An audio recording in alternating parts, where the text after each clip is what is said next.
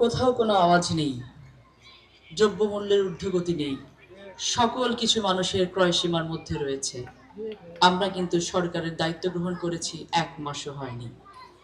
দেশের অর্থনীতিতে আমরা এমন কোনো কিছু অবদান রাখতে পারিনি যে দেশের অর্থনীতি অনেক চাঙা হয়ে গেছে জন্য আমরা দ্রব্যমূল্যকে মানুষের হাতের নাগালে নিয়ে আসতে পেরেছি।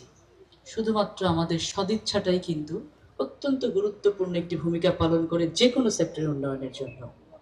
আমরা চেয়েছি বললেই ফ্যামিলি কার্ডের মতো অত্যন্ত বড়, অত্যন্ত বৃহৎ একটি প্রজেক্টকে সরকার গঠনের ১ সপ্তাহের মাথায় হাতে দিতে পেরেছি। আমরা চেয়েছি বলেই প্রথম ক্যাবিনেট মিটিংয়েই যেই প্রস্তাবটা পাস হয়েছে সেটা হচ্ছে ১০,০০০ টাকা করে কৃষি ঋণ মওকুফের প্রস্তাব।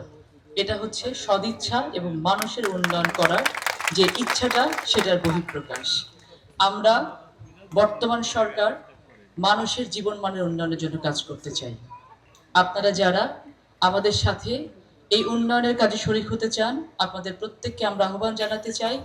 আর যারা মনে করেন যে উন্নয়নের কাজে শরিক হবেন না, আপনাদেরকে আরো আহ্বান জানাতে চাই, আপনারা বসে বসে দেখুন, উন্নয়ন আমরা করে ছাড়বো ইনশাআল্লাহ।